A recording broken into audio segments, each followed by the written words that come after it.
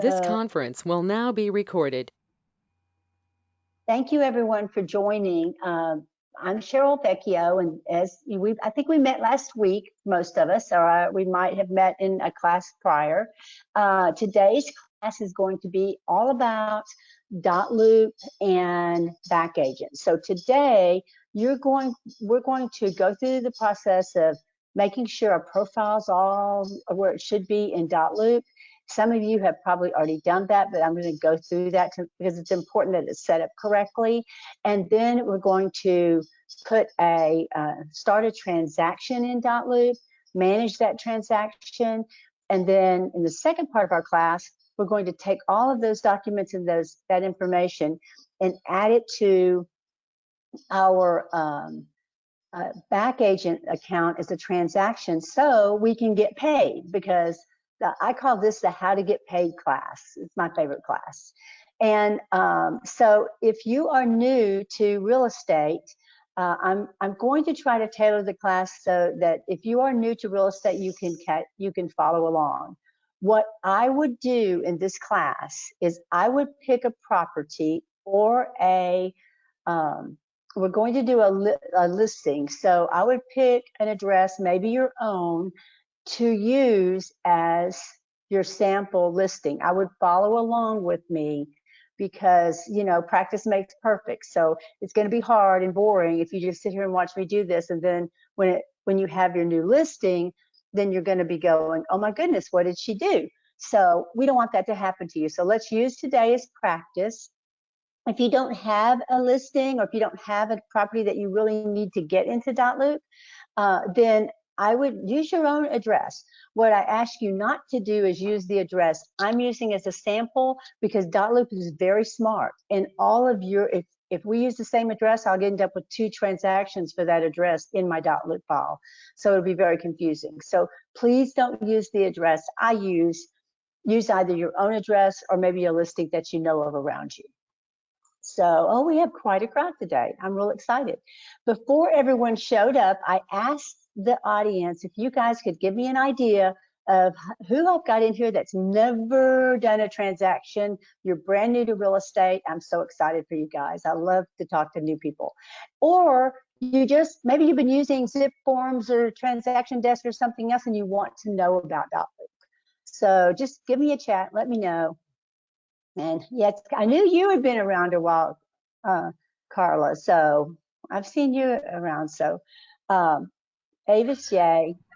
Well, I'm trying to learn DotLoop, so it's new for me too. I'm switching from Zip Forms, so that's why I'm here. Yay. Okay, awesome. Also, you guys, I mean, you can use the chat, you know, throughout the class. I invite you to interrupt me if you don't understand something I'm talking about, because I can't always see the class. So turn on your microphone, interrupt me. I just ask that you mute yourself when you're not, you know, talking, because so we don't get a lot of background noise. So. Hey, Cheryl, before you start, can I ask a question? Absolutely. I think we got an email to sign into DotLoop, right? We did, and that was going to be you just gave me a segue, thank you. Okay, because they reset my laptop and now I don't remember what my name was, so, okay. Yeah. You don't remember what your DotLoop name was, or your login is probably your email address. Okay, so let me go hang on just a second, let me share my screen and share. And I'm gonna need to move you guys. My biggest challenge in teaching online is maneuvering the GoToMeeting. So bear with me, and there we go. So hopefully, so what you'll want to do is, as Susan gave me a great segue, that you should have gotten let me move ahead. Hang on a second. Y'all know who I am. We know what we're here for. Oops, I did it backwards. There we go. One moment, please. Sorry about that. There we go. So in order to get the most out of this class, you really need to log into DotLoop, okay? So if you should have gotten an email from Lisa that gives you login instructions. If you did not get, if you can't find that, if you can't find your email, you can go to DotLoop, log in with your Abby known email address as your login, and then put forget your password. That's one way to do it. And also, Lisa has agreed to be on the line for a few minutes. So if you have a trouble logging in, then just please give her a chat and she will help you, okay? I'm going to need to move on because we have a lot of ground to cover and I don't want to rush through the meat of what we're going to talk about. This is a pretty long class. I always say I'm tired of hearing me talk by the time we get to class. So I'm sure you're, getting tired of it also. So I try to, between DotLoop and BackAgent, I try to give you guys a little bit of a few minutes break to get up and stretch your legs. And I think that's it. So with that said, I am going to get rid of this file. Hang on just a second. Why can't I get rid of my one moment, please.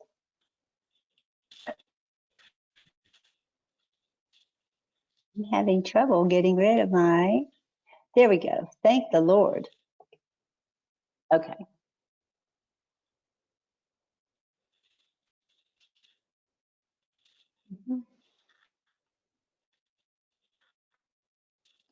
There we go. All right, so let me go back to DotLoop. And when I log into DotLoop, it looks different than yours because I have transactions.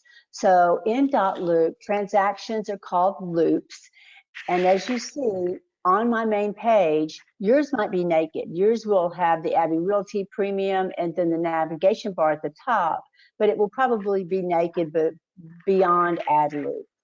What I want you to do is there should be a little icon that it might have your picture if you've worked on this, or it has a picture like a little cartoon character in the right-hand corner, upper right-hand corner. And if you click that, you're going to get to My Account. And we're going to talk about My Account real quickly. Now, what we're going to do here is we're going to make sure your account's completed. So much of this information is automatically added for you. It automatically uploads from the information that we have. If your information is not in your account, we want to add it because the more complete information you have, the more this information is going to transact into your go into your transactions so that you can work smarter and not harder. The best thing to do is get your profile right, and then everything kind of flows. Remember, DotLoop's very smart. Once you give it information, it keeps it and remembers it. That's the beautiful part of this. So couple things that I would suggest you do. One is I would suggest that you add a photo, and we've done this before in class. You just simply, yours will probably say add photo where mine says remove photo. So you can add a photo there. And the reason is when you start sharing with other agents and with other people, it's nice if they see your face. If they don't remember your name, they see your face. We love to show our face in real estate. So we suggest that you put that in there, and then your email address should be here. You're an agent, that should be here. I'm going to ask you guys to all look at your mute button and make sure you're muted, please. You will need to go down, make sure that you're at Abby Realty, and then if you go to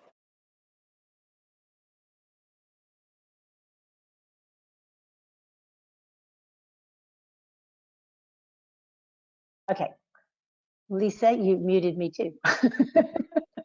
So if you go down into your profile here, your account, you're going to see your NARDS number. You really need that to be there.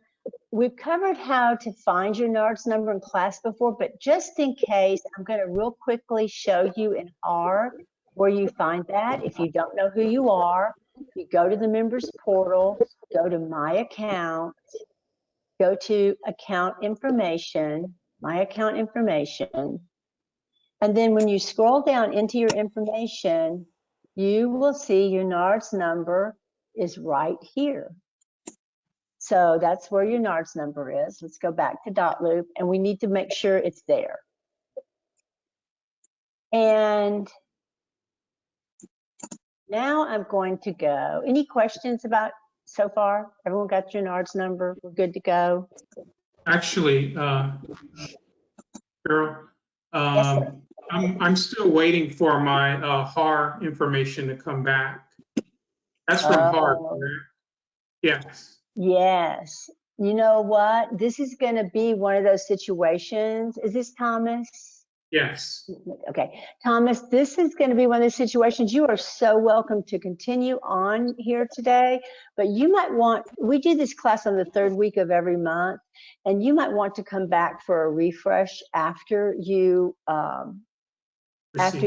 get your number and everything, because you won't be able to, you'll be able to play to some degree, but some things won't work for you without that number, okay? So if you're not seeing what we're talking about, and when we get to documents, that's why. Okay. I'll sit through it. And I've never done this with someone that hasn't gotten one of those numbers, so I have no clue what you will be able to do or not, to be real honest with you. Okay. Yeah. I mean, I hate to tell you, I know what'll happen. I don't. So if you're not able to see what's going on, it could be that you're missing that number. You don't have a HAR account. So I want to go to, if you go over to the left-hand navigation bar, let's go to Profiles. Let's click on Profile. This is your agent detail. And here's the most important part of this profile. Scroll down and go to Profile Details and make sure that your broker license looks like mine. Let me make this bigger so you can possibly see it a little bit better. Your broker license number is our broker license, office ID number ABBG01, and our broker agent ID is 0614228, and then your agent license number. That's, you know, hopefully you know that. It's on your HAR card, it's in your HAR account, and hopefully it could have already been there, but I want to make sure all that's there. And then under brokerage and associations, you probably only have Abbey Realty there. And here's what you're going to do. One time, my last class, I took out my broker associations and then I tried to put them back in, and I had such a mess in my account that I had to call DotLoop. So I'm unwilling to do that for you guys today. But I will show you, you should have in blue, add association under broker associations. You click that and you're going to simply type in the associations that you want. And you want Houston, HAR, Houston Association of Realtors. You want Texas Association of Realtors, and you want TREC, Texas Real Estate Commission. So you're going to add all three of those associations. So you're going to type in the association that you want to add. And then once the association comes up, you'll click it here, and then you'll click Add Association. And what that does is gives you access to the forms that all the forms for that association. So all the forms and contracts that Houston Association of Realtors publishes. And then under TAR is all the documents that they furnish, all the promulgated forms that they furnish. So I'll give you guys a second to add those associations. And then when you're finished, and it might ask you to verify your NARDS or verify your your license number when you add in the association. When you're finished, it should look something like what you see on my screen.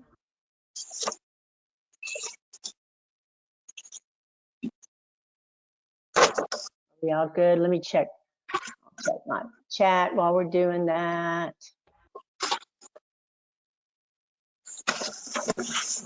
Okay, Pam, you're in the same boat as Thomas. Row. Okay, but so again, you are always welcome to come back. So this class is the third week of every month. You're always welcome to come back. We try to record them. That's another way to go back to this material. And also, you guys, from time to time, DotLoop holds, I think they're having DotLoop Palooza now, which on certain days they have basic and advanced classes. So as we've got our associations, and also you'll see at the bottom, it's all your emails. All the emails are going to give you. So every time a document's shared with you or signed or your signature's required or anything happens in your transaction, you'll get an email that notifies you. I keep all those on. I want to notify if anyone touches my transaction, I want to know. So, and then there's the all important, once we get everything in there, the all important save button at the end. And we're going to save. My mantra in life is save often. Save now, save often. Okay. So once we've gotten this far, we're going to go back up. We've completed our profile. And I'm going to go hit the big Abby logo in the top because I want to go back to my homepage. And again, my homepage looks different than your homepage because I already have transactions in my homepage. So now we're going to add a loop. Is everyone okay if we add a loop? Are we good to go? Going. Okay. So in the big blue button in the side, I'm going to add a loop. And for today's transaction, our sample transaction, we're going to pretend that we are listing a property. Now, the best way and we want to name our loop the property name. Now let's talk about that for a second, because sometimes when you do this, you're going to be representing buyers, and sometimes you might not know the property name. Like if you look back at my loops, I am working with a buyer. We don't have a property yet, but I needed to get documents to her. So I created a loop that is her name, okay? And when we find a property, I'll go back and change that name to the property name, okay? So, but for today, we're gonna add a loop that we know the property address because we're listing that property. And I'm going to add, I just realized that I chose a property that's already on MLS. So let me show you how this works. Once you type in a property, the property,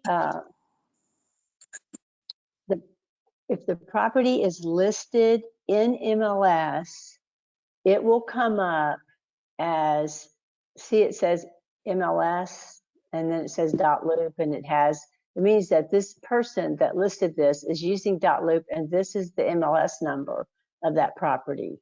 So if you're representing a buyer, this is great because I'm not going to go too far with this, but I'll show you what happens. If you click on okay, hang on a second. I clicked too early. Hi, Jenny. Okay, so wrong, Cheryl. Hang on. Cheryl, there we go. Let's try again. So 19 Canoe Birch is already in there.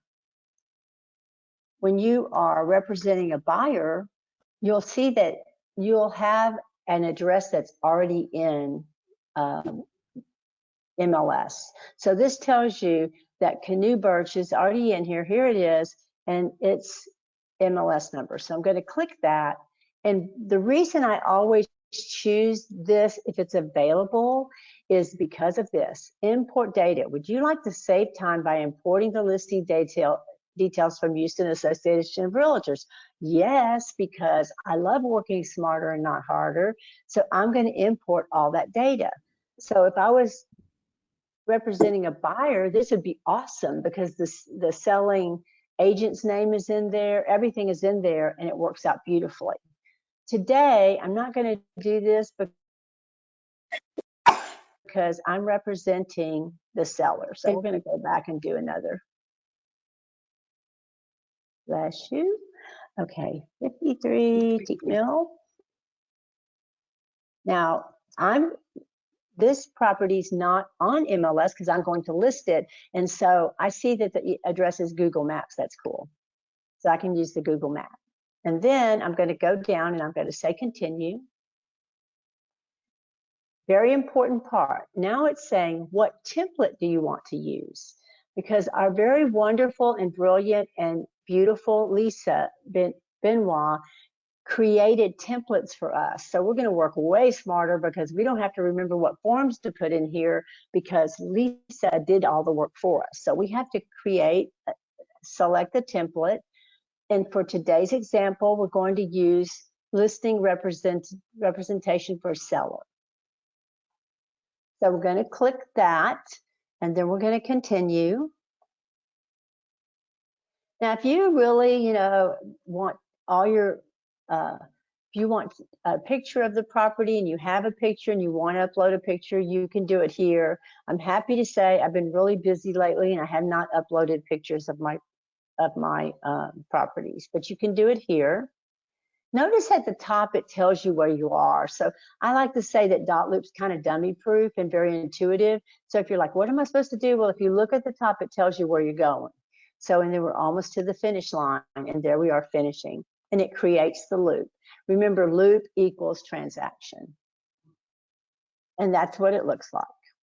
So now I need to continue with my loop. So I'm either going to create another loop or I'm going to view loop. I decide to view loop. I need to get in here and start working. And if you notice, there's a plethora of documents in here. And so, but I don't want to work with the documents yet. I want to make sure I get all of the information in the loop. So when I get to documents, DotLoop has as much information as possible. Okay, so I'm going to go to, if you notice, under the address is, it says it's a listing for sale. So if I forgot what I did, here it is. It says select DotLoop status. So I can select DotLoop status. And this is a pre-listing. So, and I can change that as we go through. I don't have to check status. I just wanted to explain. I mean, if you don't check it, that's fine. The more information you give DotLoop, the smarter it gets, okay? So what I need to do now is view details. And the first thing I need to do is I want to go down to people, because I want to get my people right. And you will need to, you see your name is in there as the first people, and then you want to edit, because what you want to do is give yourself a role. And in this case, you're the listing agent, because we're going to do a listing. So you're the listing agent. I commonly don't add all of this in here. I will add my license right here. Okay. And then save. Okay. And then I need to add my customer's name. So I'm going to select add person. And then I'm going to put my customer's name in here. Her name is Cheryl too.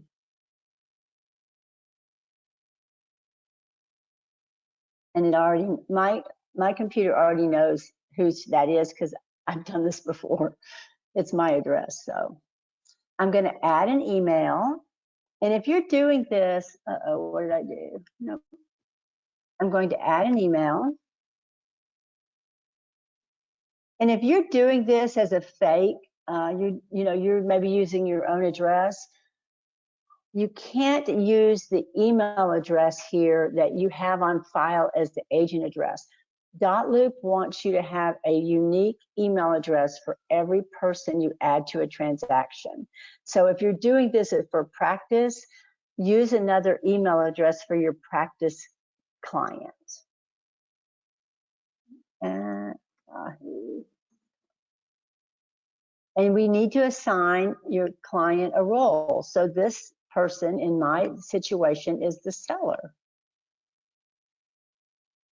And I'm going to click Add Person. So I've got a seller, and then I've got a listing agent. And quite frankly, if you wanted to continue on, like say you had a married couple seller, you could just continue adding people to your transaction. I'm also going to come down here, and I need to make sure I've got my address in here. Remember how smart that DotLoop is. I want to make sure I have everything in here. I don't put financials in here yet. So much of this is already populated in your contracts and in your forms, and I'll talk to you about that in a moment. So I pretty much got what I need in here. Well, let me go down. One thing I want to do is, I just want to show you geographic description. So under listing agreements, you need to have geographic description. And for those of you that are new, the geographic description that you need is in HAR. So in the real world, for those of you that are new, when I go to do a transaction, the first thing I do is go to Matrix in HAR. And I know you guys, many of you don't know how to do this yet, but I will just tell you that I go to Matrix and I put in, and I get the legal description, the lot and the block for the, and section for what I'm listing. And the reason I do that is that transpires into my contracts and my listing agreements. So we do fill this out because, and I'll show you guys real quickly how I do that. I simply go to public records, and I like matrix tax. There's two, one's realist and one's matrix tax. I like matrix tax. And I put in the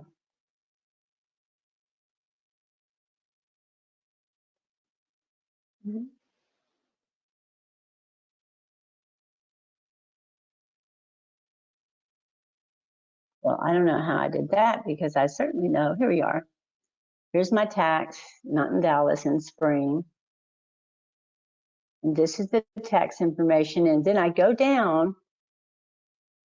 And by the way, I download the tax information for any property I work on because you're going to need this information throughout time and throughout the transaction. And I save it to wherever I save my files, to your hard drive, or I always create a file, a folder for any property that I work on.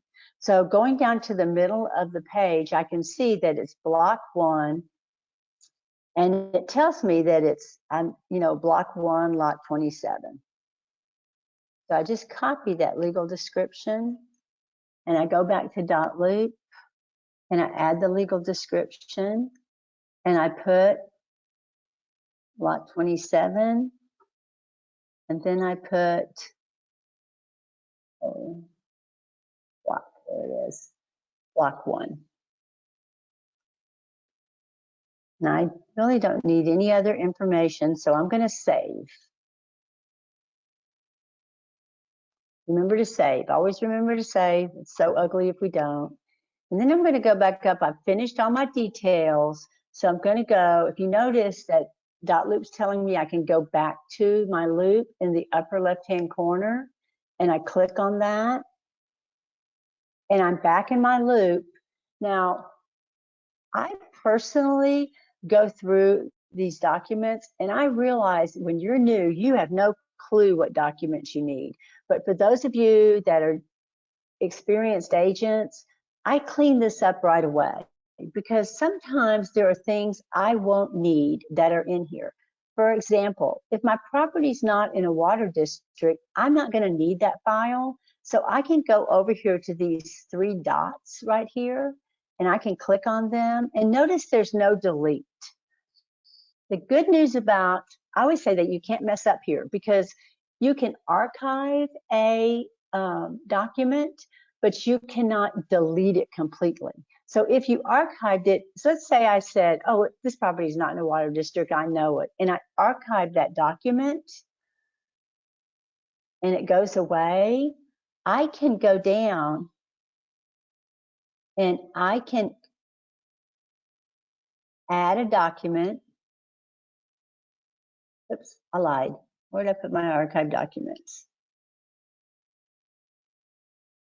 Oh, show archive. Sorry, I lied to you guys. So I can show archived, and I can get my document back.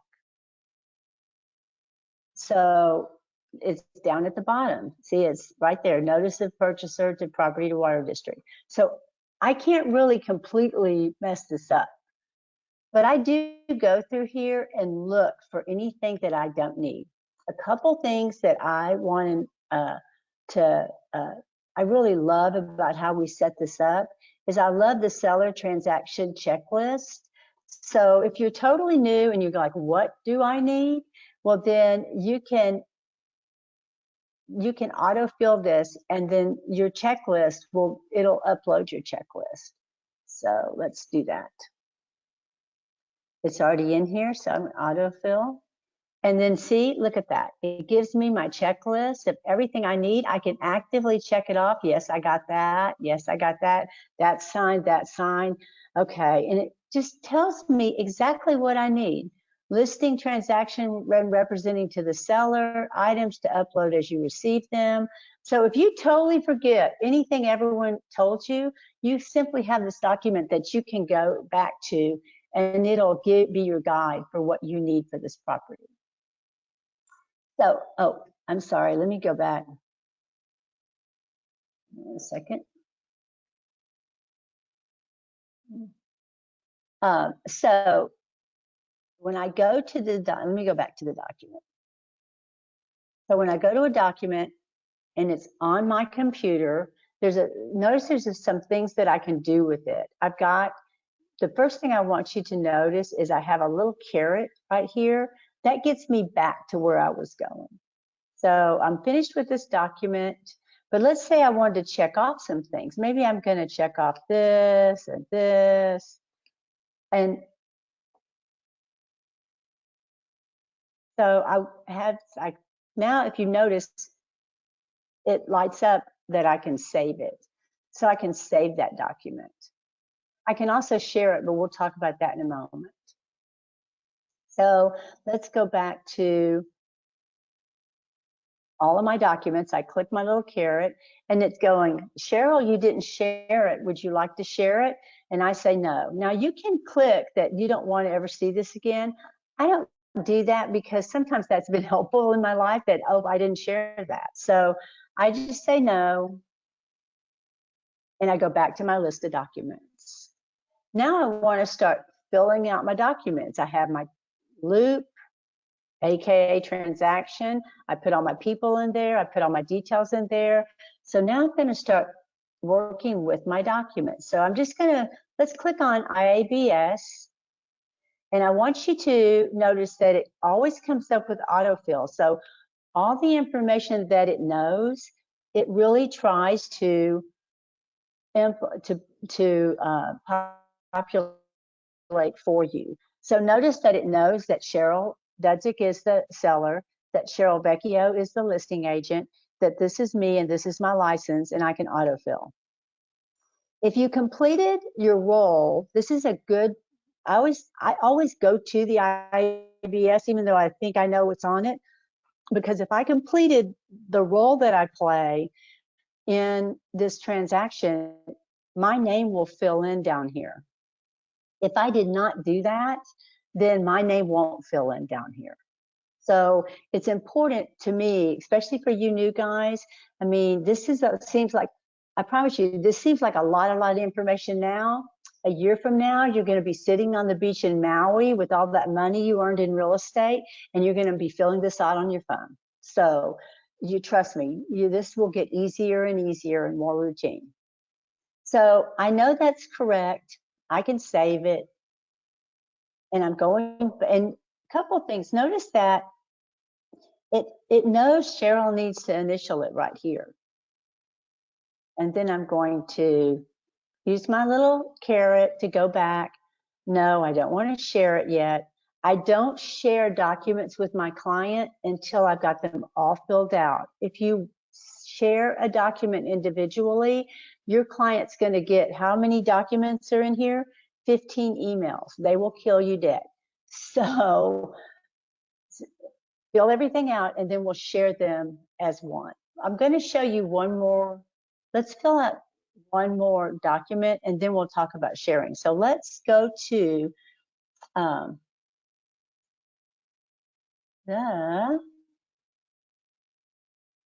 okay, where is my residential listing agreement? Another thing I want to show you is you can move your documents around. So I'm going to take my residential listing agreement, and notice how it makes a little cross hatch there. I'm going to pull it up, and I want it to be right under here. So I'm going to drop it right there. I like them to be, so you can, whatever order your documents are in, when you go to share them, that's the order that the client's going to see them. So I do move my documents around in an order that it makes sense for my client to see them. So I'm going to fill out the listing agreement now. Now, you guys, this is not a class on all the intricacies of all of our agreements. So I'm going to just glaze over this in the interest of time. We have a great class. It starts back up in the fall. It's off for the summer, and it's a contracts class. Lucky for you, Michael Hughes, the wonderful trainer for that class, he has made recordings of all of his classes. So I really, really encourage you to go look, take his classes online, look at the videos, because he has a video for every document, amendment, contract that we have. But for today, let's just kind of go through this real quickly, because I want to make sure we've got this down. Again, notice it has Cheryl Dudzik as the seller, me as the listing agent. I've got my property in here. All that's good. We've got, it knows who I work for. It knows the seller. I can put the expiration date and the listing date in here and the price. I'm going to be honest with you. Usually when I fill these out, I leave those three things blank until I'm talking to the client, because they, I need to talk to them about when the house goes on the market. So, and I need to talk to them about price. So I leave those things blank. It's got my lot and block here. I'm good. So I'm going to autofill. Ta-da. And so, and notice that I didn't fill out Cheryl's address. Had I filled out her address, it would populate in here. Sometimes your seller's address is different than the property that you are selling, but that's no problem, because I can add text here. These blocks in this form are already text blocks for me, so I can just click in here and add them. So if you forget something, like normally I would put her address in there for a listing agreement, but if you forget something, you can easily go back and add it, okay? So don't worry, it's like, oh wow, she told me to add that to autofill and I forgot. No problem, you can go back and do that. Another thing you can do is go back and edit the details of the transaction. So, and then I'm going to go through here and I'm going to make sure that everything is added. The one thing DotLoop doesn't do is add my legal description. So I'm going to add my legal description there. That's an important part of my listing agreement. I'm going to go down here. Yes, although Lisa's done a great job of implementing common things that we always need to put into our documents, she, of course, doesn't know the intricacies of your document. So you need to go through every line and make sure that it's populated. Yes, this property's in it. And also, once you get everything filled out on this page, you can sign it. So see where it says sign agreement? It knows I'm me. And so it says sign now. And then this comes up and says Cheryl Vecchio, SV. Yep, that's me. Adopt and sign. So I'm going to go to the next page and I'm going to complete all these. Now, maybe you want to change something that's on here. This particular client, I'm going to get to also find them a home once their house sells. So I have agreed that I will do, maybe I'll do just this for 2%. So I'm changing this to 5. 2 for me, 3 for the buyer's agent. So you can change what's already pre-populated. Again, I'm going to go through here and sign. Are you guys okay? Are there any questions about this? If not, I'm just going to go through and sign so we can move on. I know in real life you would go through here and fill everything out and change what needs to be changed. But y'all can take yourself off mute and interrupt me anytime you want. So I'm going to go through here and sign. I always sign mine first. You can wait and sign. Make yourself happy. Whenever my clients see an agreement between them and they see that I've already agreed. All I need is for them to agree.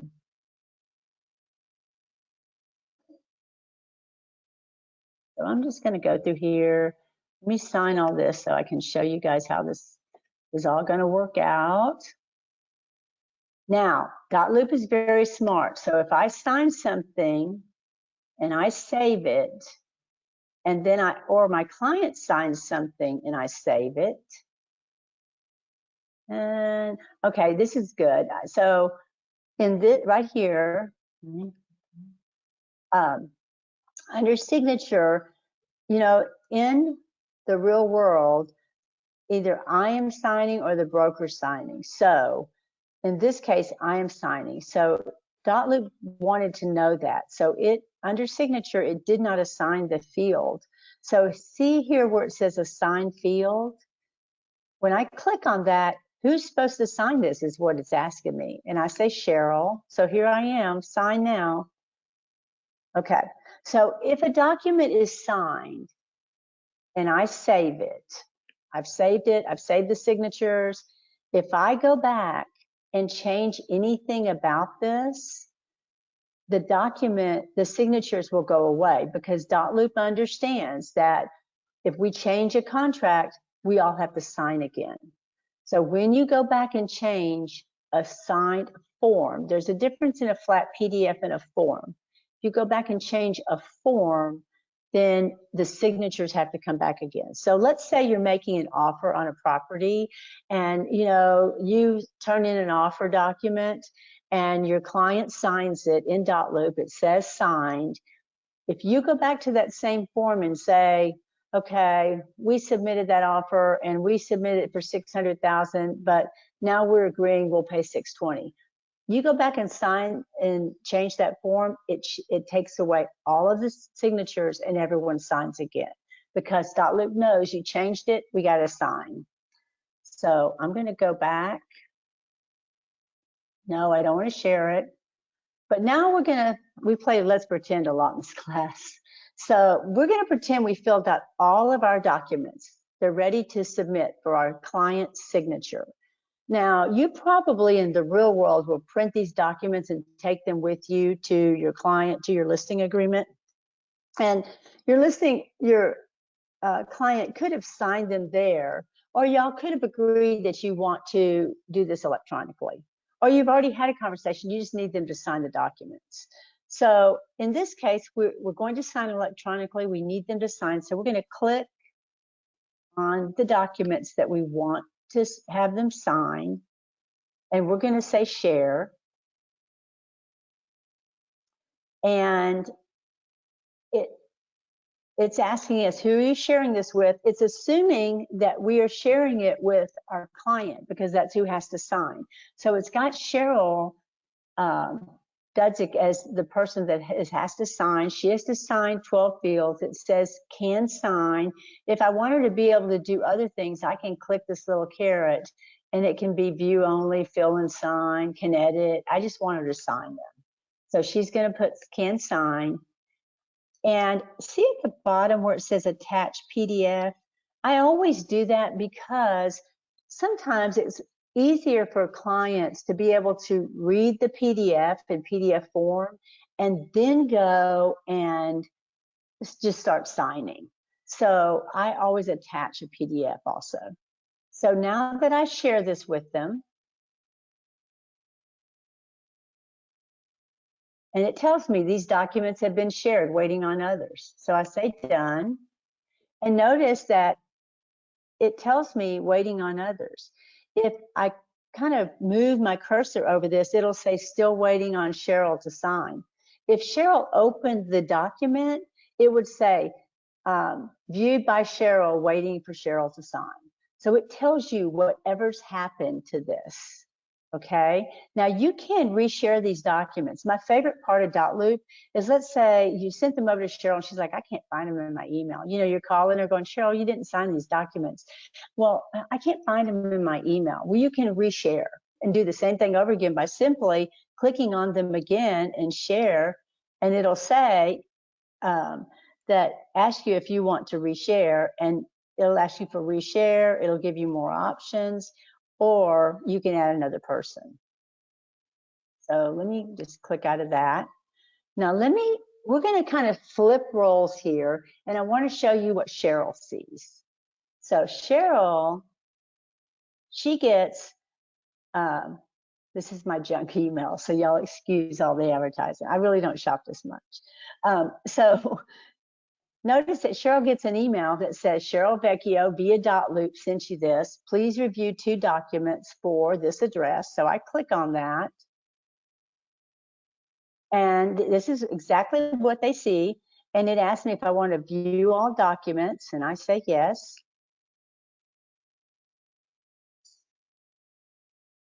And then I can either go through here and look at these documents and click individually. My favorite for clients to do is just start signing, right? And it takes them right there. They click and they adopt and sign. They do the same thing I did. Click. There you go. They click through.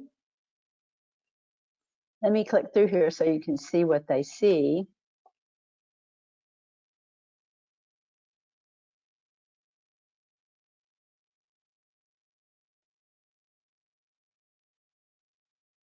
Okay. So she signed everything, and she gets a flashing light here that says finish signing. So I finished. So I said, okay, I finished. And it asked Cheryl if she wants to sign up for a free DotLoop account. What that does for her is that allows her to have a, you know, it's a community DotLoop account. It's like, it shows, it's like if she had a DocuSign account where these documents live. We're not going to sign up now, so Cheryl just clicks out of that. But I'm going to sign out of DotLoop for a minute because my computer thinks I'm Cheryl, the client. So let me sign out of that. Let me, and notice in Cheryl's inbox, she gets, you have signed for every document she gets, she signs, she gets an email with that document signed. And then what I see is I see Cheryl has signed. So I get a document, a notification that she has signed. So let me go back into DotLoop. Let me go. Oops, wait a second. Okay. Yeah, I need to. And I don't need that account anymore. So we're gonna log into DotLoop. Just a second.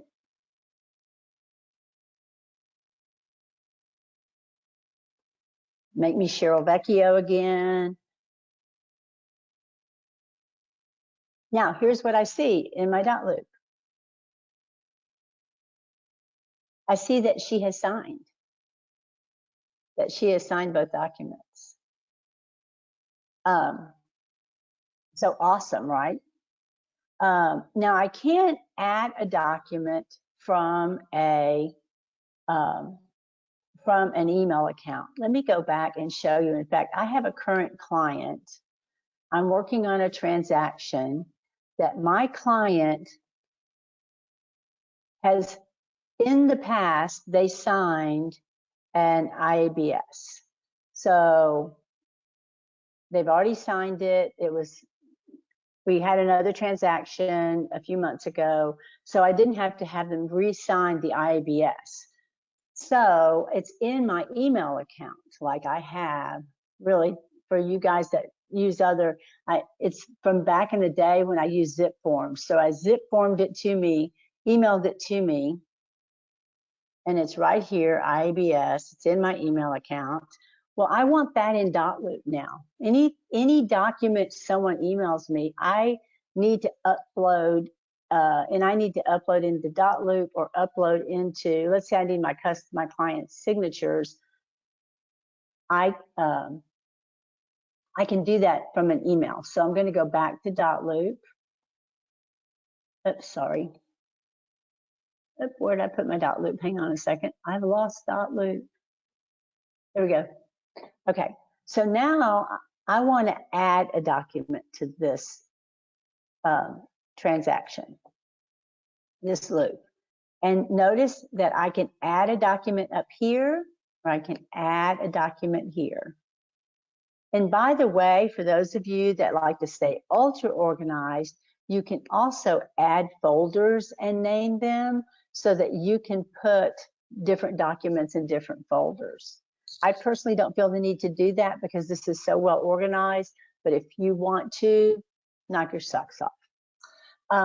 So I'm going to add a document. So I click add a document, and then it asks me where do you want to add a document from? A template?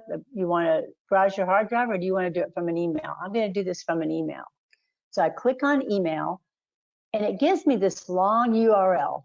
It's really who the email is going to go to.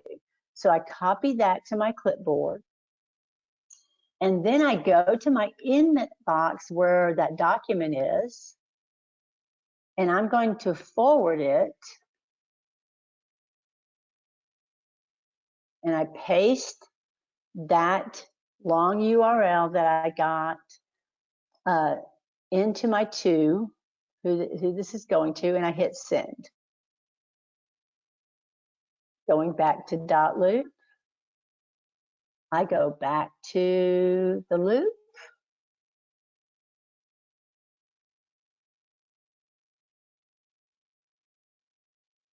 Let me get it to refresh. Hang on a second.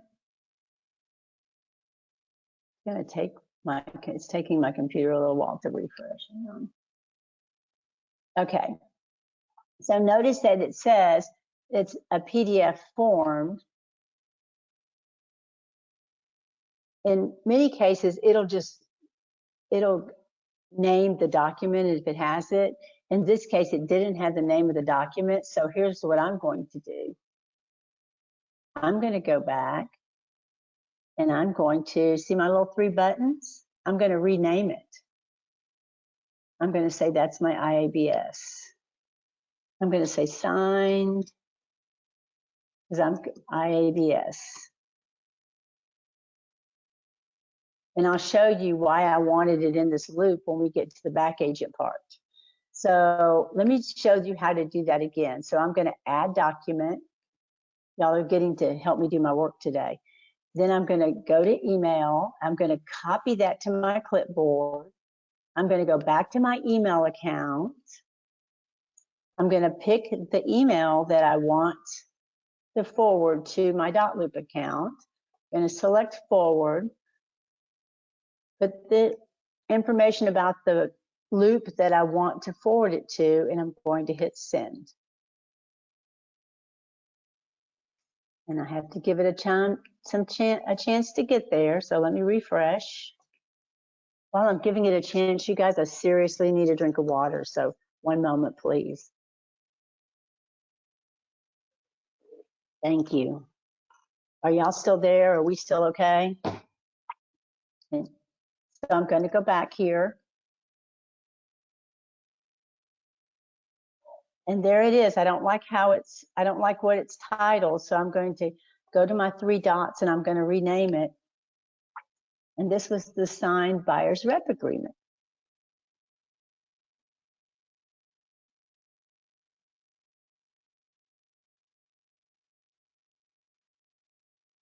Okay, questions about how to do that? Are we okay so far? Because we've created a loop, we've learned how to send for signatures, we've learned how to add from an email. Now let's say that you need a form that Lisa, because she knows, I mean, she puts just about everything you would need in here, but there are times when you're going to need a form that, you know, you have a unique situation and you're not going to need to add a new form. And we can add forms from our template. So we can simply go back to the template and, I'm sorry, go back to our loop. We're going to add a document. Let's say we're going to do an amendment. So we have to get a form for an amendment. So we're going to go to templates. And we have a list of what templates that we want to add from. Now, let's talk a little bit about templates. Templates are simply a PDF that's been turned into a editable form that has text boxes and signature lines, okay?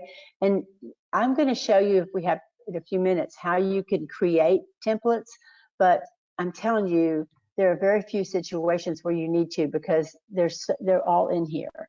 Now, the beautiful thing that we have done is, my favorite is commonly used extra forms.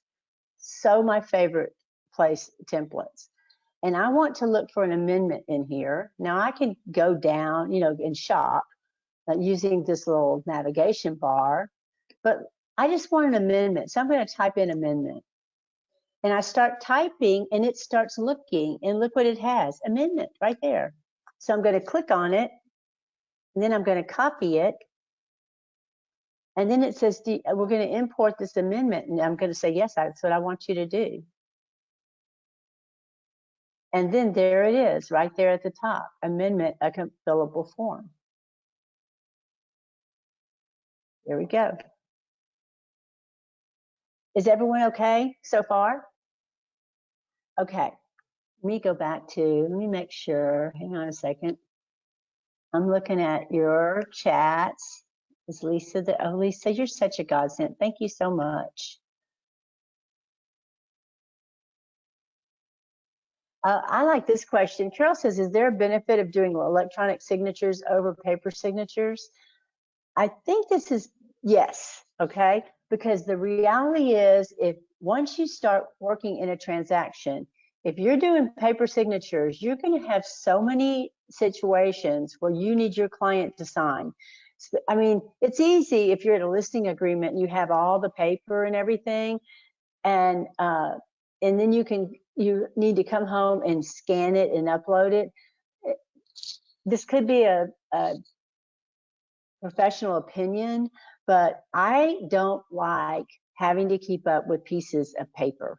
Like, I get nervous taking all the pieces of paper from the listing agreement home to make sure I scan it right away, get it in there. And, you know, my electronic documents are up in the cloud and they're safe. So I prefer, by and large, electronic documents. With that said, when I'm in a listing agreement and someone's shaking their head yes, I'm going to say sign here, because I mean, I don't want them to second guess themselves. I want them to sign. Now, if there, you know, some people in this day and age goes, well, can't you send me that electronically? I can just sign it. I'm like, sure will. Well, right when I get home. Or if I have my PC there, I'll just do it right there and send it to them. So it's situational, but if you depend on paper signatures, you're going to be going back and forth and running around trying to get signatures when you need them now. Okay, there are situations, time is of the essence, and you need them now. So it's really not practical to get paper signatures. The only time, I mean, yeah, wet signatures is the appropriate word. To get wet signatures, there's a couple of documents in our industry that have to be wet signatures, but so I try really hard to keep everything in DotLoop, everything in one place, and do that electronically. Let me see. So if there's anything else I haven't answered. Yes. So Susan, here's how this goes. I'm going to meet with my client. Okay. So I'm going to meet with my client. And what I do, this is my preferred. Now, Lisa, you know, again, situationally might have, you know, a lot of input for this, but I create all of the documents that they need on DotLoop, and I sign my part. And then if I'm going to go in a listing agreement, I tell them what's going to happen. You will get a packet of information at your door, whatever, on, like if our appointment's on Wednesday, it's the day before. You'll get it on Tuesday. Please review those documents before our meeting. That way, when we meet, you know, if you have any questions about them, we'll review them, but it helps if you're familiar. So they get that packet before I meet them at their house. So, and I explained to them, have it available, we're going to review it. And I created it all in DotLoop. So you need those forms before you meet with people. I mean, let's think about this. If I'm going on let's just say I'm going to go show a house and I've never met this client before, I make up a nice folder for them, and right inside that folder is the IABS. So as soon as I have their name and as soon as I have their email address, and if I'm going to go meet with them, I create a DotLoop and get their information in there and start working with them. So I hope that answered your question. And y'all are more than welcome to put yourself off mute and interrupt me. Michael, that's situational too. If I know that I'm going to go meet them and I feel comfortable that, you know, I need to have a printed IABS for it, IABS and others. So you could print it out of HAR, you can make a DotLoop. But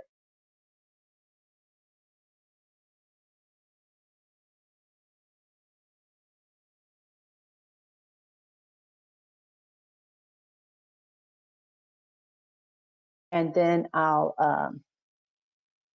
this says I have slow network connections. I think it's because I have so much open. So it's situational, but whenever I need to start filling out forms, I need to be in DotLoop. I guess that's probably the best answer. Okay, and for any of you senior agents that are on here and you have a better suggestion or anything to add, please feel free. Okay. You're welcome, Michael. Okay, so one last thing I want to show you is that there are times in your career, in a transaction, where you're going to be emailed a flat PDF, okay, that your client will need to initial or sign, or you'll need to add to it. And so under those circumstances, you can create your own set of templates for those signatures. And I'm going to show you how that's done.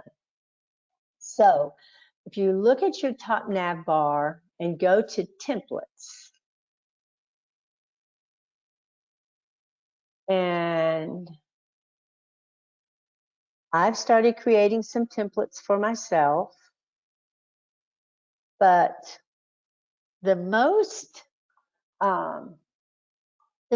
common time that you would need to do this is when you have, let's say the seller has already, let's say you're representing a buyer. This is the most common scenario.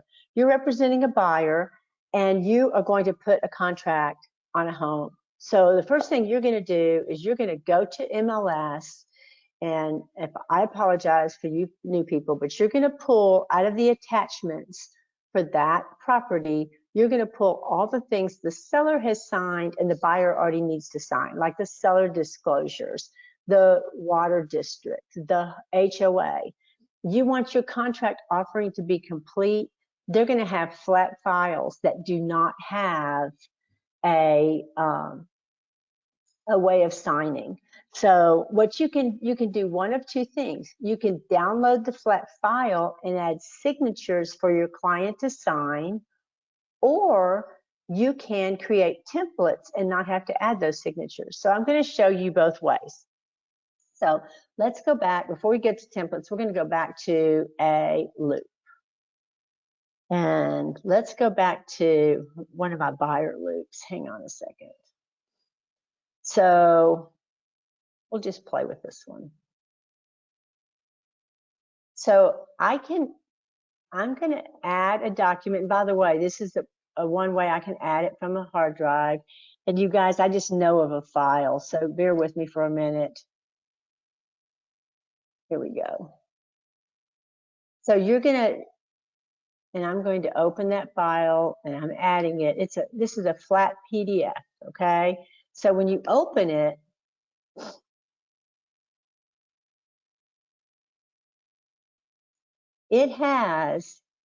it's filled out and the seller has signed it, but you need the buyer to sign it.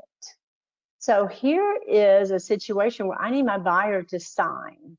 So I'm going to have to add up here initials and signatures. So I'm going to start with initials.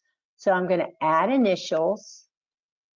If you click on it, and then there's kind of and then you drag it down to where the buyer needs to sign, and then you assign the field. So this is my buyer. Now, how many pages does this thing have? This is what, 10 pages? I don't want to do this forever. Notice that you can copy a field by over in your lower right-hand corner, Control-Shift-C. So I can go to this and I can do Control-Shift-C, and then to paste it, I do Control-Shift-V. So I go down to where I want to paste it. Shift-E, and it goes right in there. My cursor will just go around until I click and land it. And then I can keep going down. But to me, over time, that's still a lot of work. Shift-B. Okay, so I can keep doing this and going through here, Control-Shift-B, all the way through here, die of old age. And it's pretty efficient. Now I can do the same thing once let me go down to the signature. Where did my signature go? Here we go. So I add signature, drag it down, there you go, and assign the field. There's my little buyer, there we go. So I can continue to do this. I'd save it and I would share it with them. But there's a better way. So let me go back. Nope, I don't want to. Okay. But there's a better way to do this. Let me archive this so I don't mess up this person's loop. So I can go to my templates and I can create a template. And how I've done that is I saved one of these forms, go to co-op. I saved one of these forms to my hard drive. So I'm going to add, and this is, I create a template. Now, let me go back to create a template.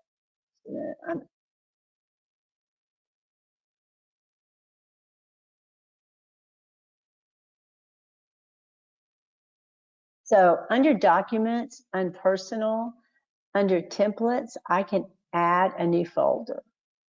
So I can add a new folder. Your new folder is, I'm just going to put sample so I hit sample, I create folder, I don't want to create a new one, to be honest with you, but if I create folder, it'll show up over here under co-op files. So under all my documents. So I created that right here. And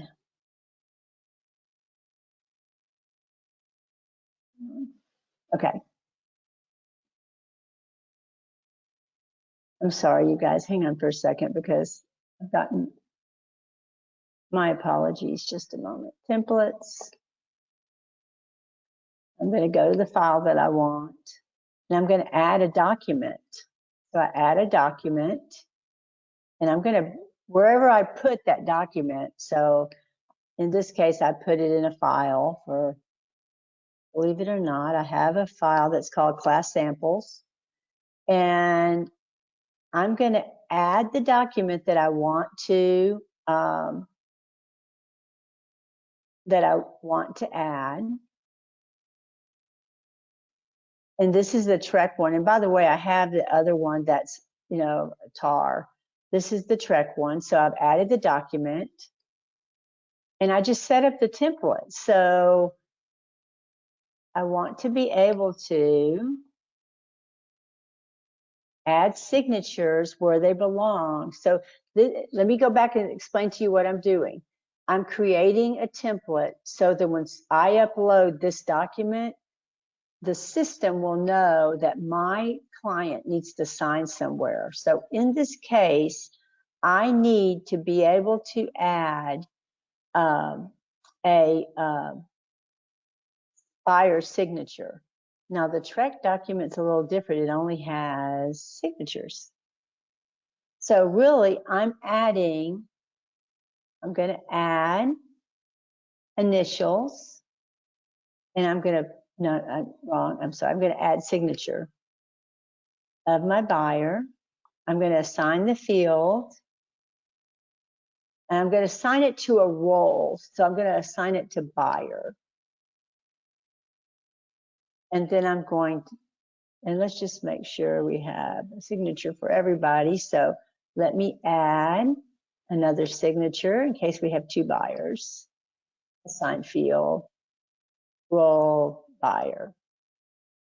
So now I have created a template for this document. If it needed initials, I'd add an initial. If it needed any kind of text, I could add a text box. As you can see, you can add names, dates, text box, everything. So I've created this, I've saved it. It's now part of my private template. And let me show you how I'm going to use it. So now, same person, I am going back to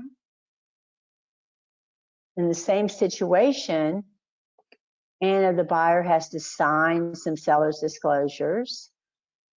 And I add the document that she has to sign. Template, no, I'm sorry, it's from so I'm doing the same thing again. I'm adding the document that she had to sign.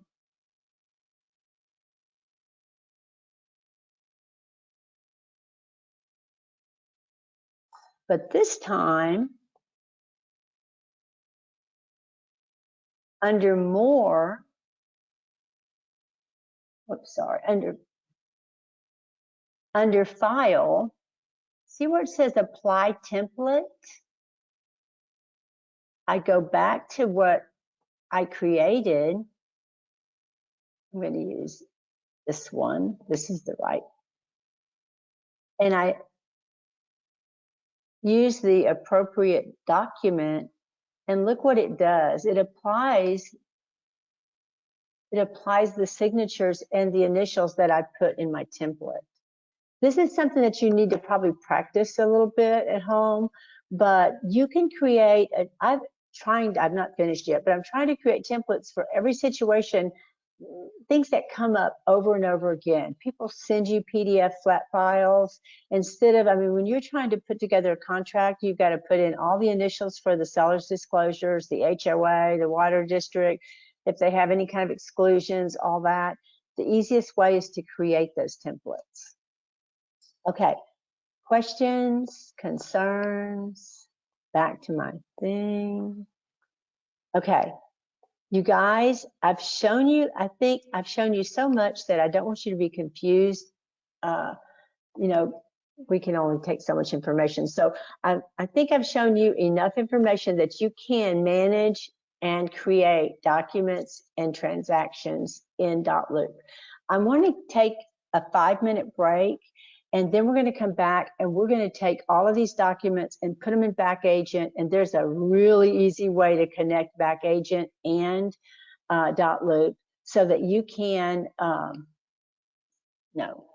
so that you can get paid. So I've got 11:16. I'm going to come back at 11:21 and start that class. Okay. And I'm going to, so talk amongst yourselves.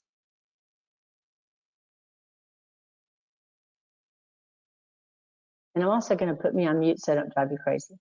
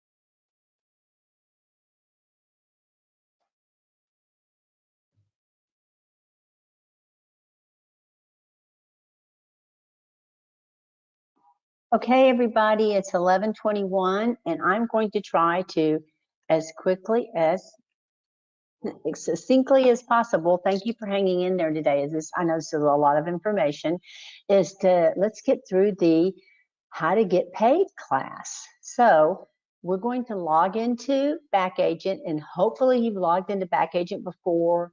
If you are brand new, I'm sure this might be new to you.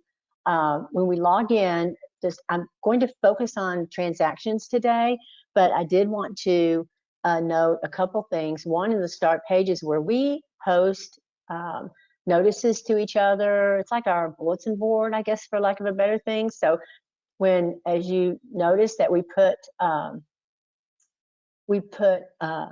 information about this class in there, that's where that comes from. Any of your probably notices from Frank usually or from this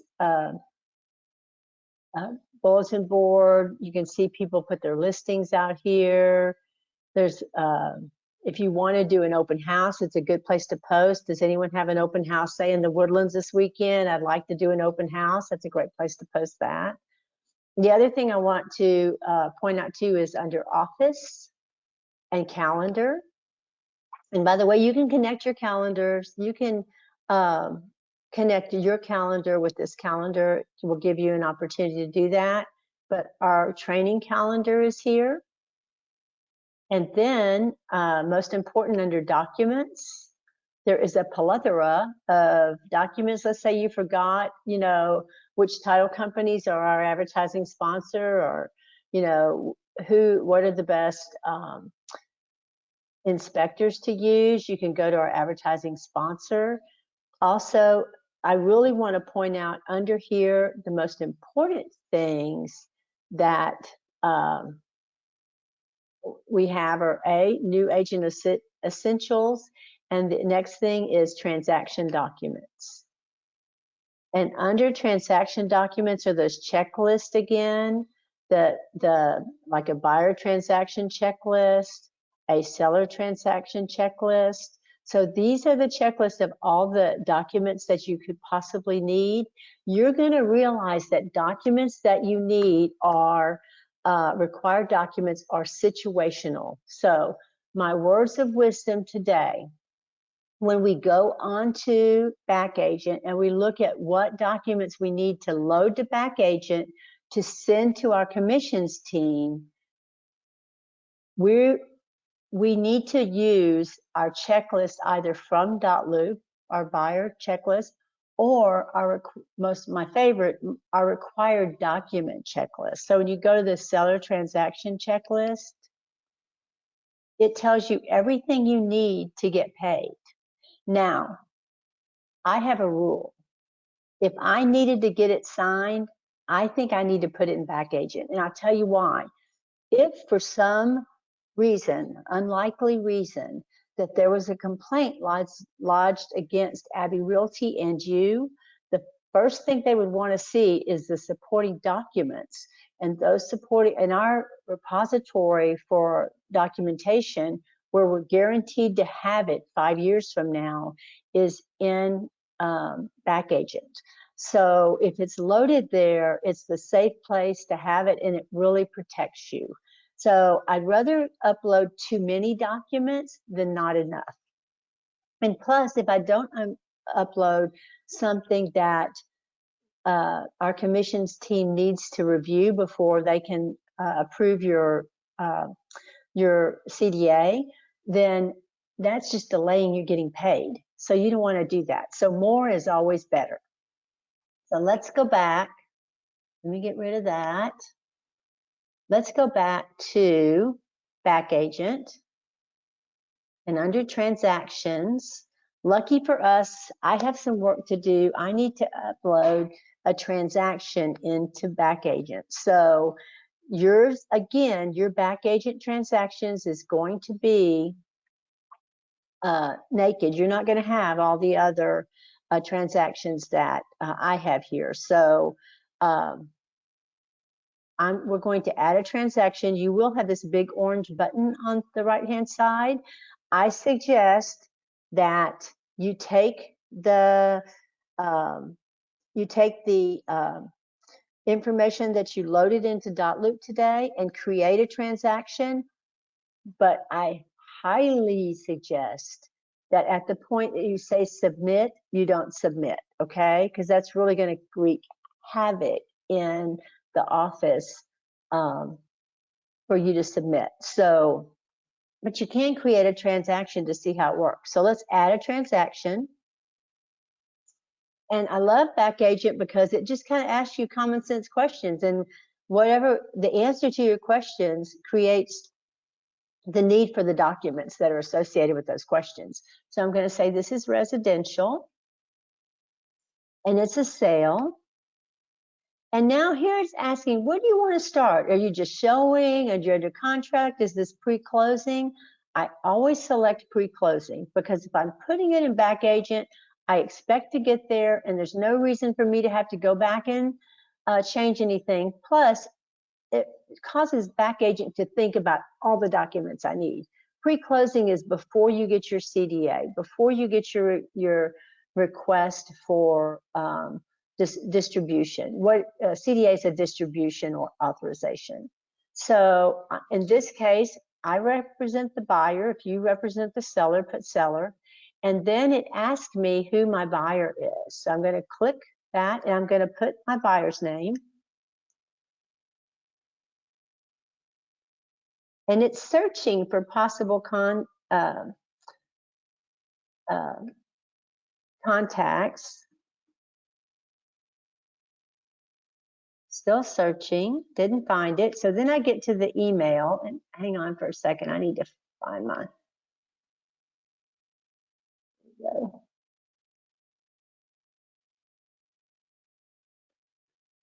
and I put my client's email in there. And then I'm going to go down and I'm going to put add contact. And then it adds, that's the buyer. And I confirm and save, and that created the transaction.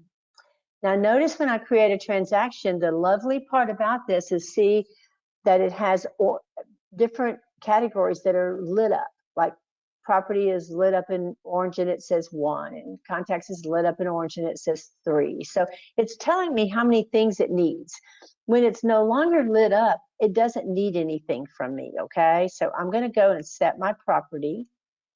Now, if you guys are playing this game with a fake property, you're probably going to have to put your property in manually unless that property is already listed on MLS. But I know my property is listed on MLS. So notice that I have 2 ways to upload it. I can say, no, it's not listed. I just need to add all the basic information, not to put in all the street information. Or, oh, and by the way, if I go somewhere and, oh, I don't want to be there, I've got an MLS number. See where I can hit the change button up here and I can select change and go back. I want to find this on MLS.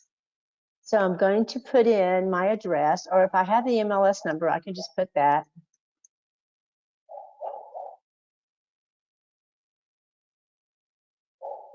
It's not letting me. Let me search. There we go. So I put in the address and it found it.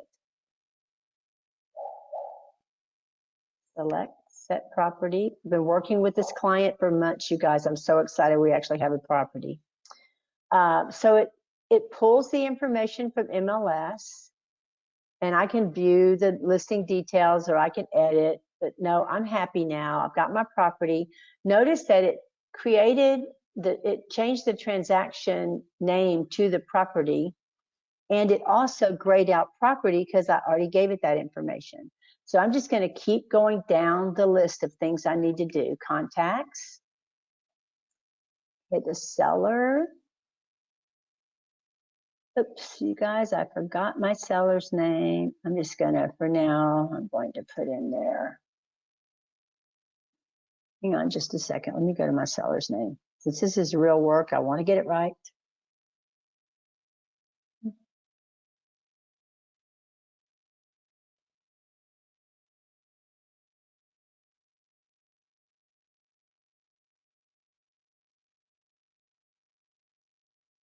And I go back to make sure I've got my seller's name in here. Okay, that's not it. That's not what I'm looking for. Okay.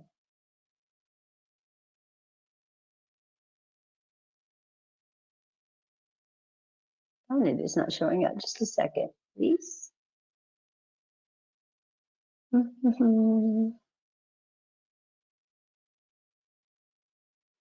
Another place for me to go look at it.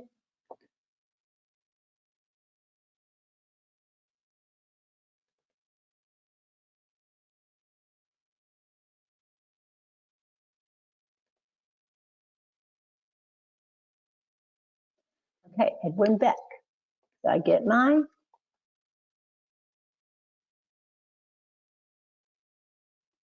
It only needs the name of that person. It doesn't need any contact information because that's not my client.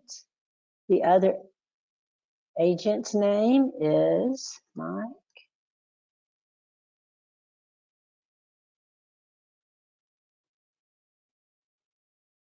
Cedar. There we go.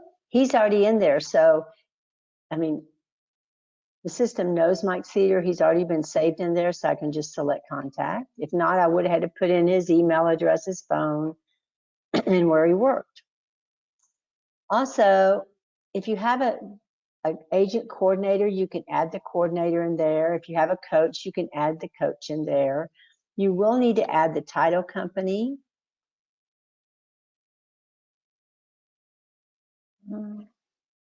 And Rebecca Carnell is my title company. She's already on the list, so I don't have to add her. If I had to, if she wasn't on the list, I would need to add her to this. There we go. Okay, I've got everything in here. And I know I've got everything it needs because remember, contacts is grayed out. So I'm going to go to dates and info.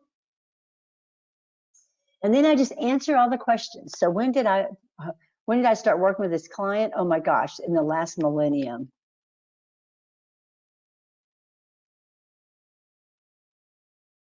Another person will not get a referral fee. The contract was executed on the 15th. The closing date's on the 12th, hopefully. What the option period is, whoops, hang on a second.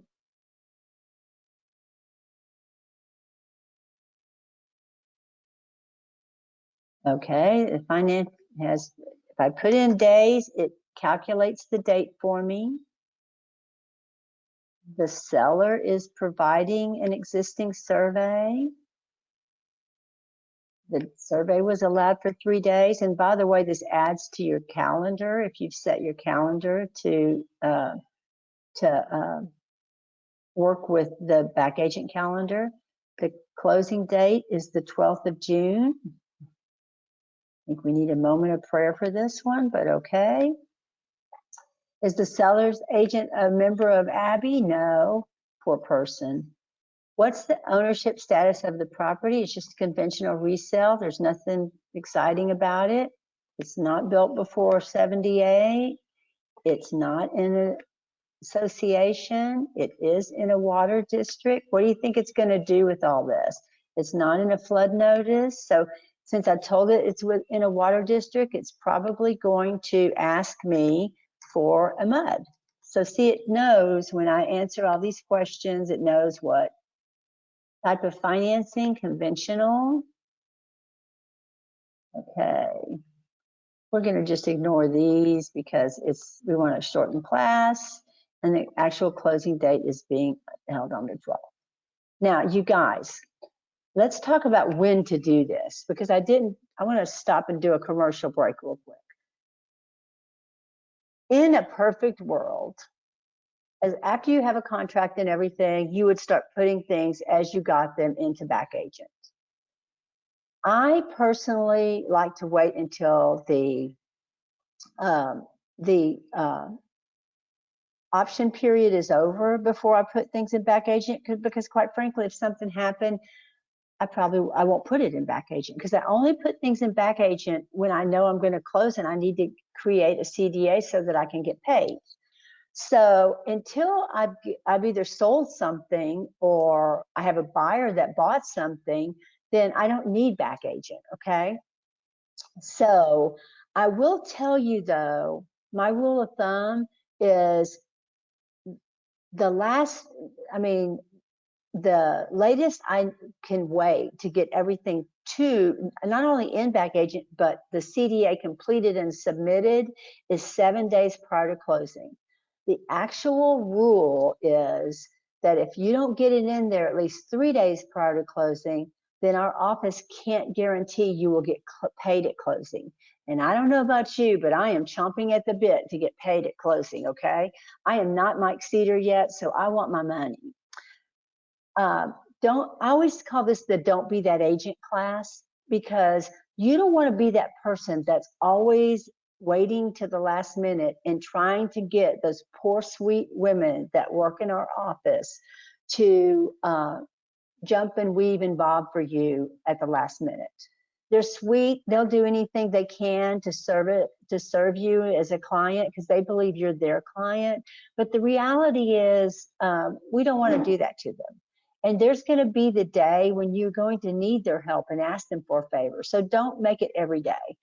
Please, please, please get your stuff submitted in BackAgent at least a week before your actual closing date. Now, sometimes you don't have everything, but, and let's say if I get down to, 3 or 4 days before my closing date and I still don't have something that's a required document, I'll ask them for an exception that I don't have that, and I won't have that until my closing date. So I've had those situations where a document's just not available until closing. And they will accommodate you and work with you on that, but don't wait to the last minute to get this in, okay? So I start this ball rolling either whichever date comes first, 7 days prior to my closing date or when my option period ends. Because if you had a 10-day option period in your cash, you could close in 2 weeks. Okay, so let me go to documents. Notice that it thinks that I need 5 documents. That's what it thinks, okay?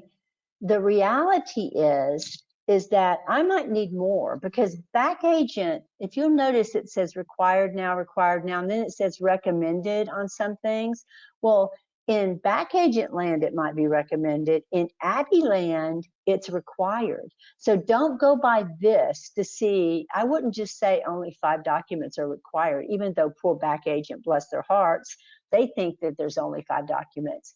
I would, I know that I'm looking at my Abby required documents list, and that's what I'm going to put in here. So let's get going, okay? So I'm going to put in now, I'll go stop. I'm going to stop.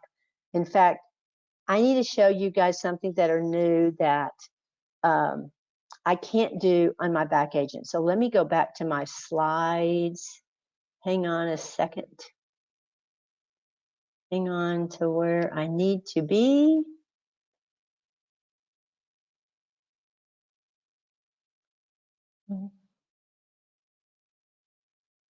Okay. In your life, what you see, and let me make this big, big, big. Where I have add to DotLoop, you have select a vendor to set up in DotLoop. So what I want you to do is click that DotLoop right there. I'm going to see if I can see you. Oh, you've got, okay. Just click on DotLoop. And then the next thing you're going to see, and sorry, I have to do this in slides because it can no longer show up on my BackAgent. The next thing you're going to see is Authorize BackAgent.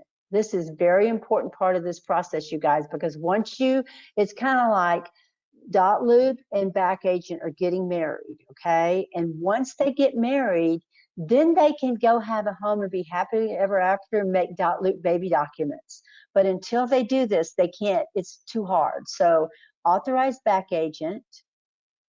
And then the next thing you're going to do is BackAgent's going to say, oh, do you approve of this marriage? Do you approve of BackAgent and DotLoop getting together? And you're going to say, I do, which is approve. And then after that, after you approve it, it's going to go to, whoops, hang on a second. Let me get over here. It's going to go to, nope, I lied. Once you approve that, you're going to have an approval from BackAgent, an approval from DotLoop. They're going to say, I do, I do. So let me back up. You authorize BackAgent, that's your BackAgent I do. You authorize DotLoop, that's your DotLoop I do. And then they're married, okay? So if you guys, that's the probably, now you only have to do this once. And then from now on, what you're going to see, when you get to this point, what you'll see is what you see on my screen. And this is the secret sauce to the DotLoop and the BackAgent saga. Because every time you do a transaction, you're going to say connect to DotLoop, which is my favorite, okay? Connected to DotLoop. So now this is what I get to do. I'm going to my IABS and it says required now, and I say attached document. And look, this is the fun part. Import from DotLoop. I love this part. So import files, and it knows, and it's asking me which file. Sure, you've got a lot of files. Which one is it? And I say, it's this one. It's Bantam Woods. And I'm going to go to my documents. It's just looking into DotLoop. It's seeing my folders, initial buyer documents. I go down, I find remember my signed IABS that I put in here, and I said, I'll tell you later why I did that. This is why, because now all I have to do is attach.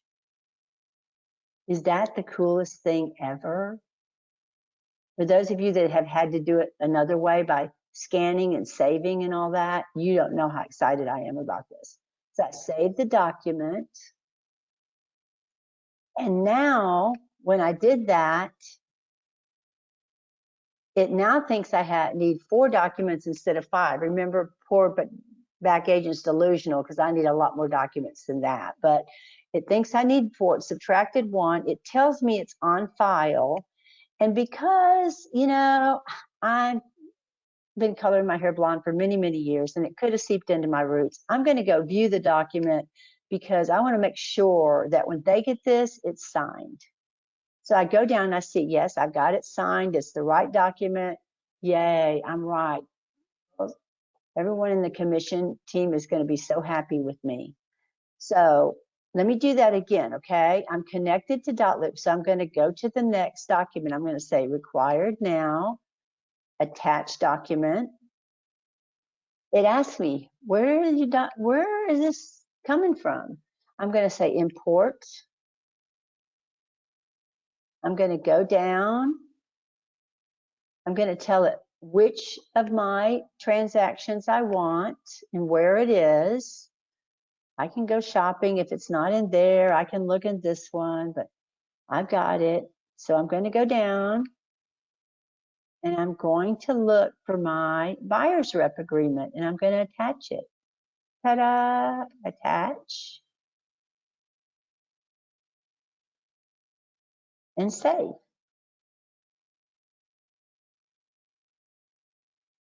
And then if I want to look at it, I can say right here, I can say view, or let's say I view it and it's the wrong thing. Hello, Blondie, it's not the right document.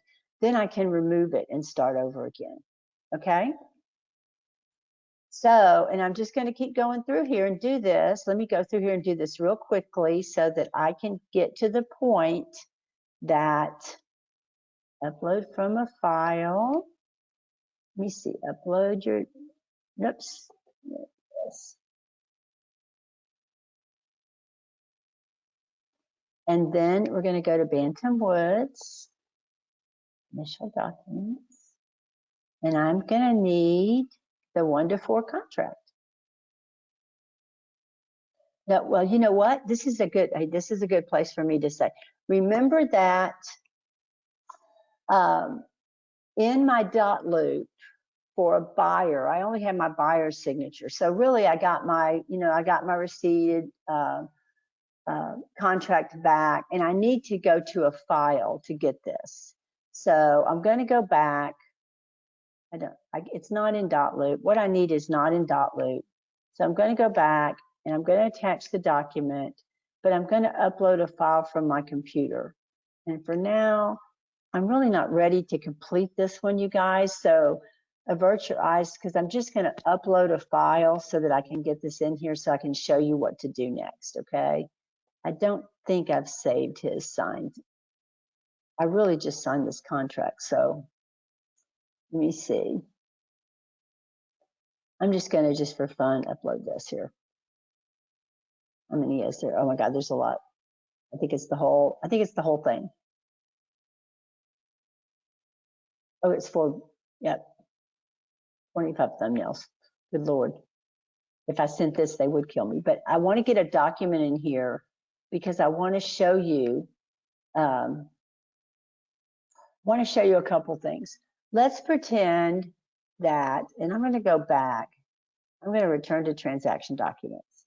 So let's pretend I've got the contract. And sometimes when you get a contract back, you get the whole ball of wax in one document. You got your contract, you got your third party, you've got everything in there. And in the old days, we would have to like print that out, separate them out, or, you know, do something electronically to get them separate into separate documents. But here's what I can do. So I'm going to go out, I'm going to do required now, attach document. And I'm going to upload from my computer, said huge pile of documents.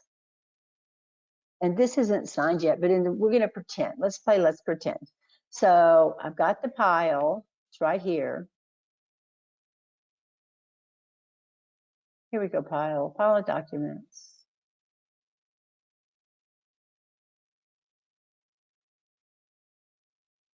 And when I upload, not from DotLoop, it says, you just gave me 25 documents. Are you sure that's what you want to do? And I don't. I really only want to add the first 9 pages. So I'm going to go add page, add page, add page, add page. And I'm going to add the pages that I want to add. Those are my first 9 pages. And look, it says, okay, you added those 9 pages. I added the whole contract. I'm going to create document. And it says, what do you want to do? Do you want to save and add another one, or do you want to save and quit? And I'm like, no, I want to save and add another one. So I can save that.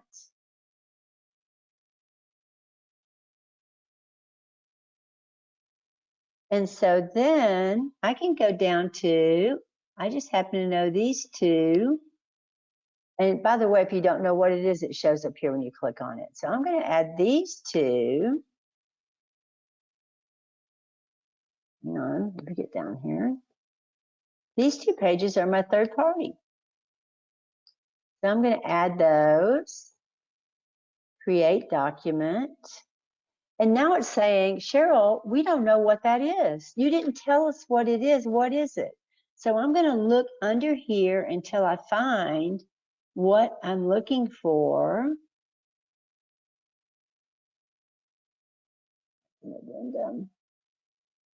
Here it is, the third-party finance agreement, and it's highlighted for me because it's saying that's a required document. So I'm going to select that, and I'm going to say, hey, that's enough. I'm going to save and quit.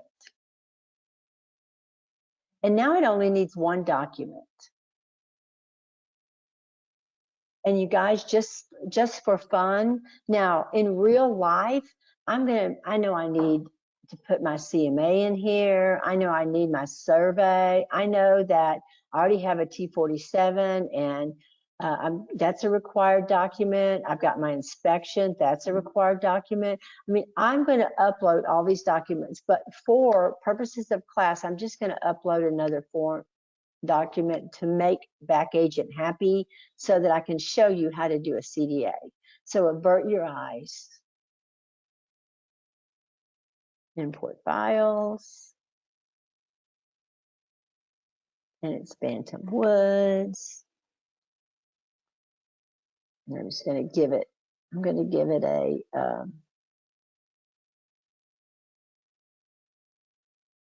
okay, where can we get? Now I'm getting crazy. I'm going to give it, here, I'll give it this. Wait, I better go back and undo this after class or I'm going to have a mess. Okay. So let's pretend I'm ready. Let's pretend I put all the documents in there. I'm ready to submit and get. I have a question right before you submit. Okay. Only because somebody called me and I don't know the answer. Okay. I'm sorry, Lisa, I can barely hear you. Oh, can you hear me now? I can hear you now. Okay, Amy McDaniel just called and asked me a question, and I thought maybe I could ask you. The email address, when you email documents to BackAgent? Okay, yay. Let me take a commercial break from this, guys, and show that, okay? So Okay. if you email documents from BackAgent or to BackAgent? To BackAgent. She said there's a way to Okay. email to BackAgent, Yes. and she was wondering if there was a way Yes. to change the address for the email. Oh, so she doesn't want to use Cheryl Vecchio at sendtobackagent.com. If you go to your email box, if she goes to her email box and she selects, if she's using DotLoop, I'm interested in how she's not.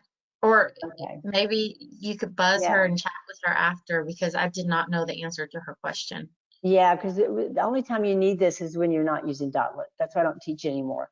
But she does have an inbox, and it's set up usually for your name at sendtobackagent.com, and there's a little edit button next to it. And she can edit it, but she always has to have at sendtobackagent.com, just her name right there she can change. Okay. If that she's trying to email to BackAgent. Okay. You guys, everyone close your ears because we don't need to do this in DotLoop. You're so funny. Yes. So this was back when, okay, I will Back let in her the know day, that. tell her to come to class. Okay, perfect. Thank you so Okay, much. bye. Bye, honey. Okay, all right, so let me go back. Let me go back to my transaction. So we played Let's Pretend. We got everything in there. We're ready to go. So I'm going to hit this big submit button. And in the submit button, and you guys, if you're playing along, there is a point of no return here where we're not going to submit. You can play this far, and I will tell you when to stop, because I'm not going to send this over to the office either, because it's really, in real life, it's really not ready. Okay, so I'm going to create request. And let's face it, this is what we need to know. Now, I'm going to be honest with you and tell you that here, they're not going to approve your, I can take they're not going to, Lisa, you're still not on mute. They're not going to approve this until you have the phone number of the title company in there. So I'm going to put in a phone number now just to do it. And then we're going to go down into settlement charges. We're going to click on the little calculator, and lucky for me, this, after all my months of hard work, I get 3%. So I'm going to put in 3%, and it's going to tell me how much commission that is. Okay, so I'm going to update it. And then it's going to say, okay, so far, and by the way, if, you know, if you have not reached your cap yet, it's going to tell you that you have some sort of office split. So in the real world, if you had a split with somebody, your coach or your, or, you know, Abby, like if you're, you know, 20% to Abby until you reach your cap, it will calculate that in here. If for some reason it does not calculate that in there, you're not off the hook. You need to stop and call the office that it's not calculating the split, or you can add the payout yourself right here. You can add a payout and then put additional brokerage split. So, but that is something that you need to keep up with the office. And here's another thing. It's your responsibility if you have reached your cap and you're seeing that you still have a split there and you're not supposed to, it's your responsibility to figure that out prior to submitting this. Okay, so because you're just going to have to submit it over again. So if something is wrong under payouts and there's no Abbey Realty like it that matches your agreement with Abbey Realty, then you need to stop and pick up the phone. Okay. But anyway, so I don't have anything else I need to add. If I wanted to, I mean, you could add a vendor here. You could add a payout. You could say, pretend I have other, and I'm going to put $350.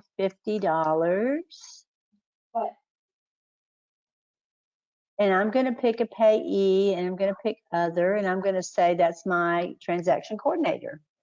And I'm going to say that's, let me see, I'll say it's Tara transaction. So I put who is in there. And I'm going to put the type of payout. I'm going to type that. I'm going to say transaction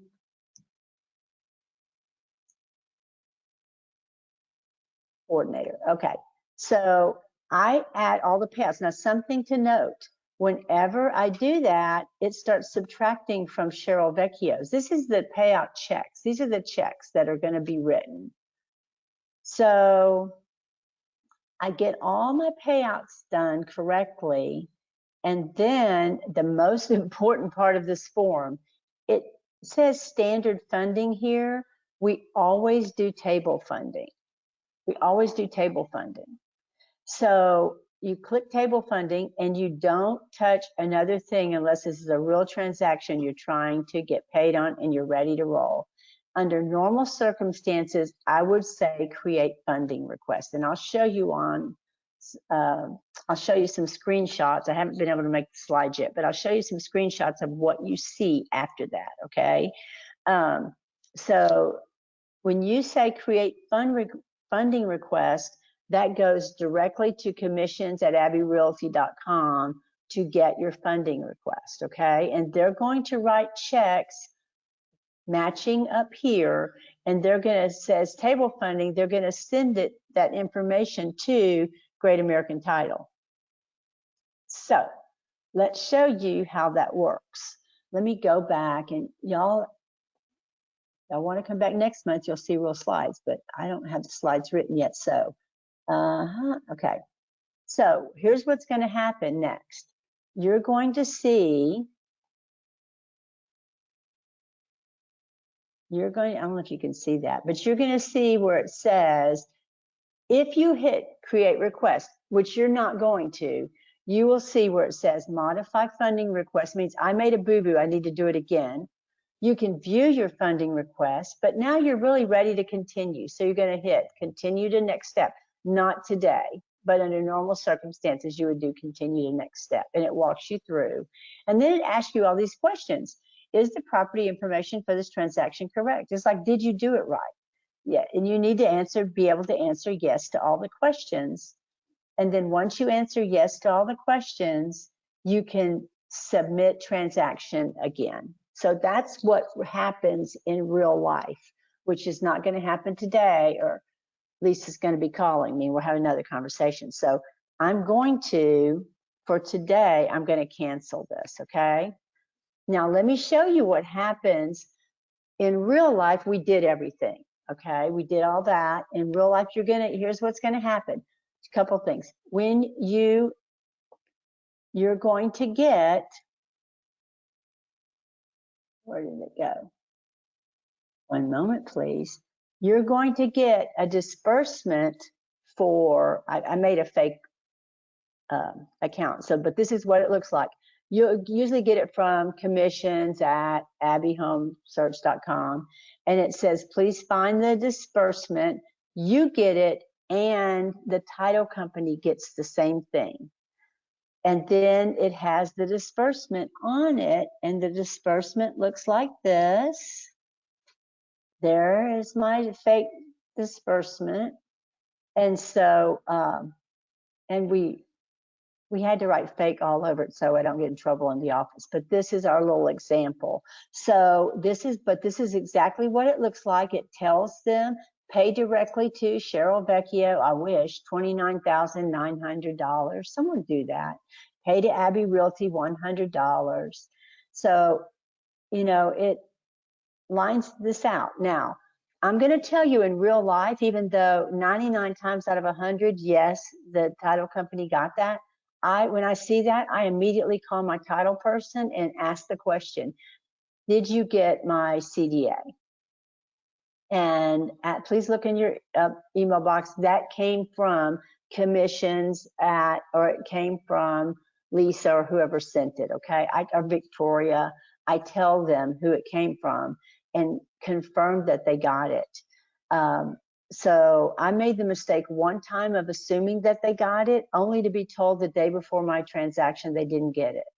And really, they lost it. But because we always send, I mean, Abby is so wonderful about this. Rarely does something fall through the cracks, but I'm a person that wants to follow up, and make sure my ducks are in a row, and this is my paycheck. And so as soon as I get that email that says the disbursement's done, I call. Now, here's what happens. Here's the next thing that happens. Let's go back to transactions. And this is what it looks like until you go to close. So notice you will have, here's how it will work. Let me go back. You will have this transaction in there that it could be, it might say clicked, it could say in review. If you leave it there too long, it says on hold. In fact, I think after your closing date, it says, has in this box, instead of green, you see yellow, and it says on hold. And so let me go through here. And it says on hold, and then it says go to closing. It's telling me to go to closing in case I forgot. And here's what you need to close this out. If you go down here, two things are required. You're going to need a buyer walkthrough and acceptance form, and you're going to need the closing disclosure. For those of you that are brand new, you get the closing disclosure after closing. Usually my title companies, if I get a check, you know, if I get a paper check, which I don't usually do, but if I got a paper check, they usually put my closing statements, signed closing statements, and the check in an envelope for me, and that's what I pick up. So I scan them in, or I can ask them for an electronic copy. It's simply the master closing statement that has the buyer and the seller's signature. Every once in a while, you will get a title company that won't give you both. They will only give you your clients, and you just need to let them know when you submit, if that's all you have. But you will need to go back after closing and add the closing statement, and then add your buyer walkthrough document. So usually if I'm representing the buyer, I have that with me when the day before I go to closing, we do the walkthrough. I'm standing in the house. That's probably one of the wet signatures I get. I get it signed right then and there. Bring it home, scan it in. If you do not do that, I think it's 30 days. The staff in the office will be happy to do that for you. And because their time is valuable, they will charge you $50. And if you have a lot more money than me, then that's good. If you want to pay them $50, I do not. And plus, it's really a penalty that they're imposing because you're asking them to do something out of the scope of their work. They have to call the title company, get the closing statement, and this totally messes up the accounting on the back end of the office when you don't close your transactions out. So be sure of all the things I teach you today, be sure that you go back. I come home from closing and do this. So I put the buyer's walkthrough before I even go to closing. I come home from closing to do this. And that's when, if I'm the selling agent, that's when I change the status in my MLS listing to sold and put the sold information in it. It's way too easy after you get paid to forget those things. And I'll just a little words of wisdom. MLS hard does not put up with that. If you don't change the status of your listing within 5 days of closing, they can impose a $100 fine, and I've seen them do it. So please make this part of your calendar to go back and put this in. And believe it or not, I've taught you everything that front to back, how to get your transaction in the system, get it signed, get it back into BackAgent, and to get paid. And I think we're done. Let me see what, if I have any questions at all. You guys are awesome. No questions. What else can I answer before we sign off today? Okay, I'm going to stop recording.